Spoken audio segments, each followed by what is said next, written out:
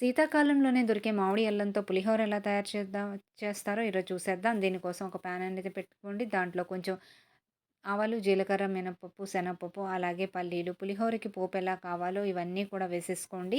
కరివేపాకు కూడా యాడ్ చేసుకున్న తర్వాత బాగా ఫ్రై అయితే చేసేసుకోండి. మామిడి అల్లాన్ని చక్కగా తురిమేసి పక్కన పెట్టుకోండి. మన పోపులన్నీ చక్కగా కలర్ అనేది వచ్చేసాయి కదా! ఇప్పుడు దీంట్లోకి కొంచెం పసుపు అయితే యాడ్ చేయండి. ఆ తర్వాత తురుముకున్న మామిడి అల్లాన్ని వేసుకోండి. మామిడి అల్లం స్మెల్‌కి చక్కగా మనకు మామిడికాయలా ఉంటుంది కానీ పులుపనేది ఉండదు కాబట్టి దీంట్లో నిమ్మరసం యాడ్ చేస్తాం. అలాగే కొంచెం సాల్ట్ అనేది యాడ్ చేసుకొని మన అన్నం కూడా కలిపేసుకుందామండి. కలుపుకున్న తర్వాత చక్కగా ఇవన్నీ కలిసిపోయిన తర్వాత పొయ్యి అనేది ఆపేసుకొని అప్పుడు దీంట్లోకి నిమ్మరసం యాడ్ చేసి బాగా కలిపేసుకోండి.